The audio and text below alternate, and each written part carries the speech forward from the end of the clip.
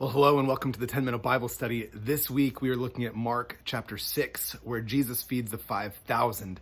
This text is loaded, so grab a Bible and let's dive in. All right, so first a word about context. Immediately before this episode in Mark chapter 6, we had this brief aside where Mark, for the first time in his narrative, leaves the story of Jesus just for a few moments. And he zooms in on this episode with Herod and John the Baptist. And you can learn all about that in the previous episode, which I'll include in the show notes below. And then Mark zooms back right away to the story of Jesus. And that's where we pick it up in verse 30. Mark writes, "The apostles returned to Jesus and told him all that they had done and taught." All right, this is the rest of the context. Right before that episode with John the Baptist, Jesus had sent out his disciples. For the very first time, he had empowered them to do ministry, to teach, to heal, to cast out demons, and they had done so. And now we're back, and the disciples return to Jesus, and they report to him everything that they had learned. We are picking up right back where we left off. And Jesus replies to them in verse 31, saying, "Come away by yourselves to a desolate place and rest a while. For many were coming and going, and they had no leisure even to eat."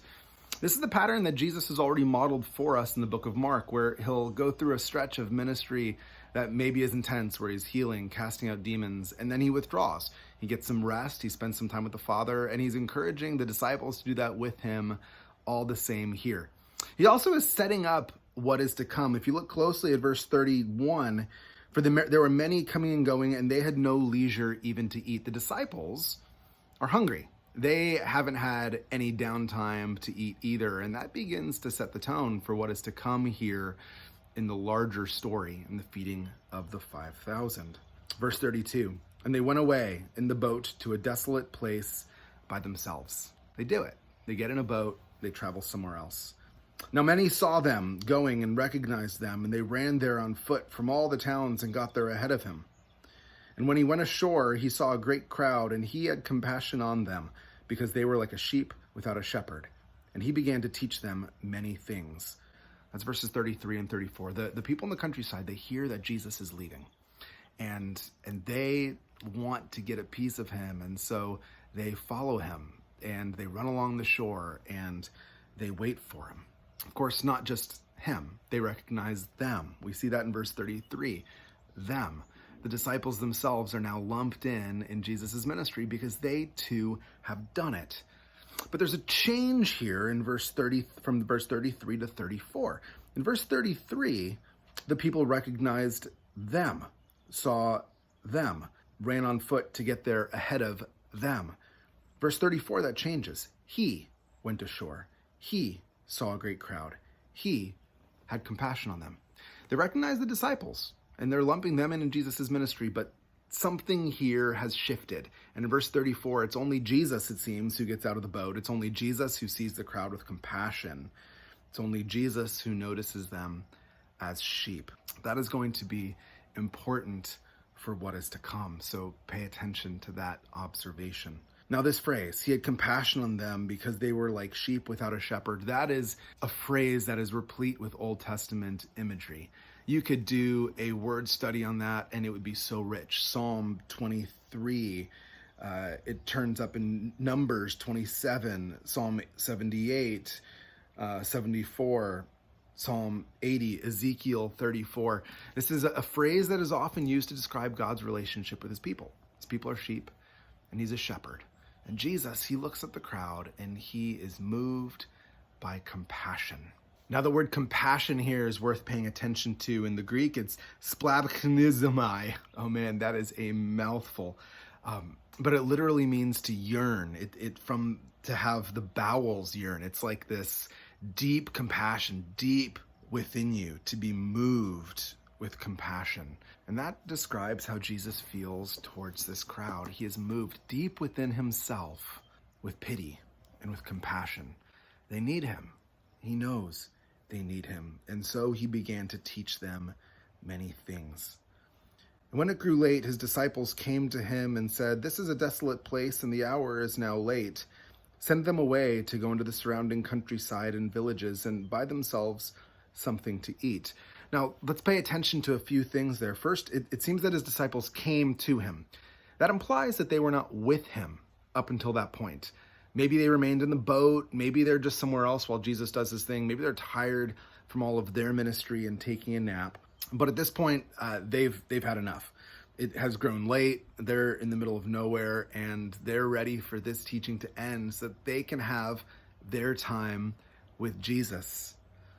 Send them away to go to the surrounding countryside and villages and buy themselves something to eat. And Jesus' response here is so poignant. He says, you give them something to eat. So there's a couple things going on here. First, we have to wonder how much of this is actually about food. On some level, absolutely it's about food. But with Mark, there's often a thing behind the thing. There's something else that they're hungry for, that they're yearning for, that the shepherd has recognized and the disciples have not. Despite the fact that they have just done what Jesus is doing this time, they cannot bring themselves to have that compassion, to give themselves away again. Furthermore, they have just been sent out into ministry. They have performed miracles. Jesus' authority rests upon them, and yet in this moment, they cannot imagine what that might require of them. And so they respond to Jesus like this in verse 37. They said to him, shall we go and buy 200 denarii worth of bread and give it to them to eat?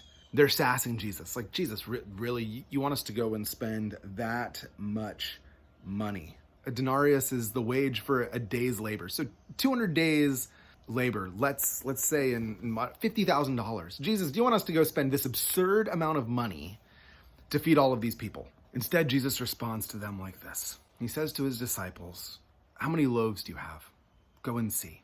And when they had found out, they said 5 and 2 fish. I love what Jesus does here. The disciples, they're tired, they're hungry. They just want to be alone with Jesus to debrief what had happened. And here Jesus is taking care of these immense crowds that at this point they don't want any part of. And yet Jesus here in verse 38, in his mercy, he invites them in. He includes them in what he's about to see. Go and see. Go find out. How many loaves and fishes? And they do. They come back. Jesus, we've only got 5 and 2 fish. Jesus, though, he's not disturbed by the lack. That is nothing for him. Instead, he continues to invite the disciples into the ministry. He commands them all to sit down in groups on the green grass.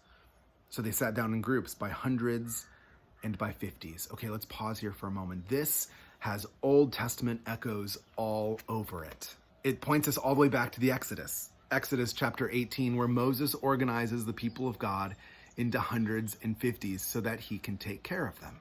Jesus is doing that here again. He's organizing his people so that he can take care of them. Just as God did in the wilderness, so Jesus is doing here in the wilderness. And Jesus, verse 41, taking up the 5 loaves and the 2 fish, he looked up to heaven and said a blessing and broke the loaves and gave them to the disciples to set before the people. And he divided the 2 fish before them all. Okay, looking up to heaven here, this has echoes of the Old Testament as well, the Exodus, where manna, the bread for God's people, came from heaven. And just as God provided everything that his people needed in the wilderness with bread from heaven, so Jesus is providing everything that his people need here in the wilderness with bread from heaven. Verse 42, and they all ate and were satisfied. And they took up 12 baskets full of broken pieces and of the fish. And those who ate the loaves were 5,000 men.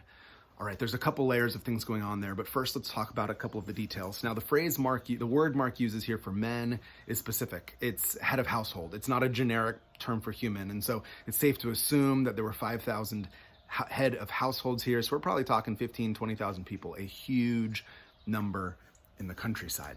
Now, verse 42 tells us that they all ate and were satisfied. In Jesus, there is more than enough food for everybody. Now, let's back up a little bit and talk about some of the symbolism here. We're going to go back all the way to verse 38. The amount of food that they have, 5 loaves of bread and 2 fish, 5 plus 2 together is 7. In biblical terms, 7 is the number that symbolizes completeness. Everything that the crowd needs can be found in Jesus. The bread is broken.